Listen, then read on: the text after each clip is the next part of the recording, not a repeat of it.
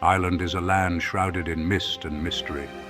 Rolling green fields meet wild coasts, dotted with ancient stones and silent ruins. Tales of heroes and fairies echo across the hills. Here, myths breathe and the land remembers. Giant tombs rise from the earth, older than the pyramids.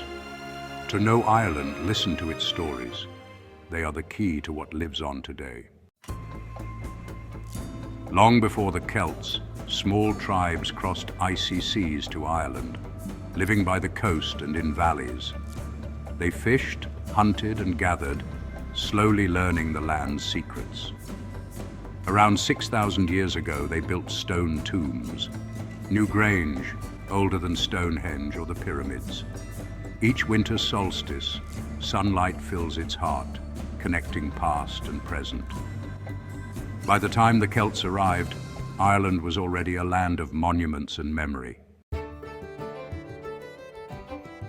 About 2,500 years ago, a new people arrived, the Celts. They came from Central Europe, bringing iron weapons, new languages, and wild stories. The Celts loved music, poetry, and bright colors. They built ring forts on hilltops and carved intricate designs on everything from jewelry to swords.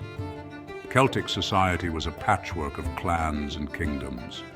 Each had its own chief or king, and each guarded its own land. Power came from the land itself and from the wisdom of the Druids. Druids were priests, judges, and teachers.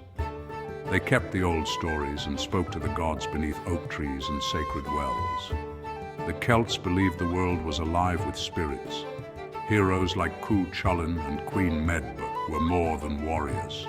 They were almost gods themselves. Their battles, feasts, and adventures filled the air with legend. Even today, these tales are told in every corner of Ireland. The Celts changed Ireland forever.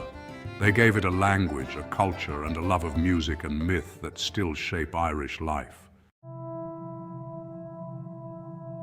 In the 5th century, change swept across Ireland. A young Briton named Patrick was kidnapped and sold as a slave. Years later, he returned, not for revenge, but to spread a new faith. St. Patrick's mission was bold. He traveled from village to village, preaching Christianity and working many wonders. The Irish quickly blended the new faith with old traditions. Monasteries sprang up in every corner of the island. These became centers of learning, art, and hope. Irish monks copied ancient books by candlelight, preserving knowledge as Europe fell into chaos after Rome's collapse. They carved crosses from stone and painted dazzling manuscripts like the Book of Kells. Monks and scholars spread out from Ireland, sailing tiny boats to Scotland, France, and beyond. They brought books, learning, and faith to a continent in darkness. Ireland became known as the Island of Saints and Scholars, a beacon for the world. Christianity changed Ireland's soul. The island became a place of peace and prayer, even as storms gathered on the horizon. The peace of the monasteries did not last. In the late 700s, longships appeared on the horizon. Vikings from Norway and Denmark swept ashore, hungry for gold and glory. They burned monasteries, stole treasures, and struck terror into the hearts of the Irish. But you know, the story did not end in blood. Some Vikings stayed. They founded new towns, Dublin, Wexford, Waterford, Limerick, bringing trade and new skills. Over generations, Norse and Irish learned to live together, blending their languages and ways. The city of Dublin grew from a Viking trading post to Ireland's bustling heart. Conflict and cooperation walked hand in hand. The Irish learned to fight back, but they also copied Viking ships and tools. Norse words slipped into everyday speech. New ideas and goods flowed from Europe and beyond, linking Ireland to a wider world. The Vikings left scars, but also seeds of change. Ireland was no longer an isolated island. It was part of the growing web of European life. In 1169, a new storm broke. Norman knights landed on the southern shore, invited by an Irish king fighting for his throne. The Normans were fierce and clever. They built stone castles, walled towns, and took land by force and marriage. Soon, English kings claimed Ireland as their own. The Irish fought back, but the Normans brought new laws, language, and ways of farming. Over time, some Normans became, as folks would say, more Irish than the Irish themselves. Yet English power grew. New settlers arrived, and English kings passed harsh laws, banning Irish customs, language, and the Catholic faith. The 16th and 17th centuries saw rebellion after rebellion. English armies crushed Irish resistance. Plantations, colonies of English and Scottish Protestants, took over the land, especially in Ulster. Old clans lost their homes. Tension grew between Catholic Irish and Protestant settlers, sowing seeds of future conflict. Ireland was a land divided and controlled, its people struggling to keep their culture alive under foreign rule. The 19th century brought terrible sorrow. For many Irish families, life was hard. Most were poor farmers, relying on the potato to survive. In 1845, disaster struck.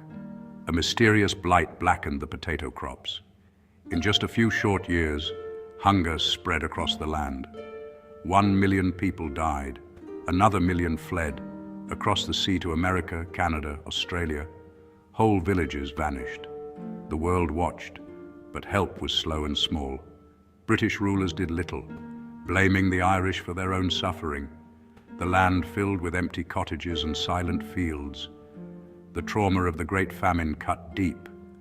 Songs, poems, and stories mourned the lost and the left behind. Families were scattered across the globe, but they carried Ireland in their hearts. The memory of suffering and injustice became a rallying cry for freedom. From the ashes of hunger, hope began to grow. The Irish spirit would not be broken. Out of famine and oppression rose a new spirit. In the late 1800s, Irish poets, musicians, and leaders sparked a cultural and political revival. They celebrated Gaelic language, music, and sports. Secret societies plotted rebellion. The dream of an independent Ireland burned bright. In 1916, rebels seized the General Post Office in Dublin. The Easter Rising was crushed, but it lit a fire. A bloody war of independence followed. In 1921, a treaty split Ireland. The South became the Irish Free State, later the Republic of Ireland. 6 northern counties remained part of the United Kingdom. The 1920s and 30s were a time of hope and heartbreak. Civil war tore families apart. Leaders were lost. Yet the new nation slowly found its feet, writing its own laws, speaking its own tongue, building its own schools and roads. Ireland's division left scars, but it also marked the birth of a nation determined never to give up its voice. The wounds of division festered, especially in the north.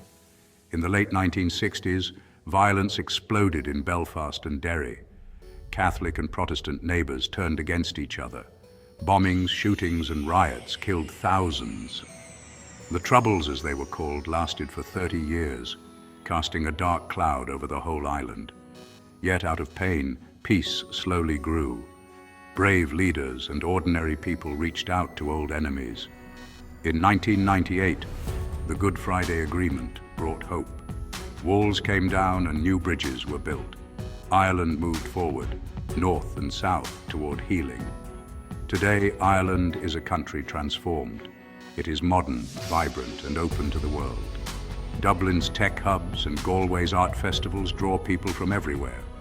Old traditions blend with new ideas. The Irish diaspora returns, and new communities call Ireland home. The past remains, felt in songs, stories, and silent stones. Yet, Ireland's story is one of endurance, pride, and endless renewal. The land of legends lives on, forever weaving old dreams with new wonders.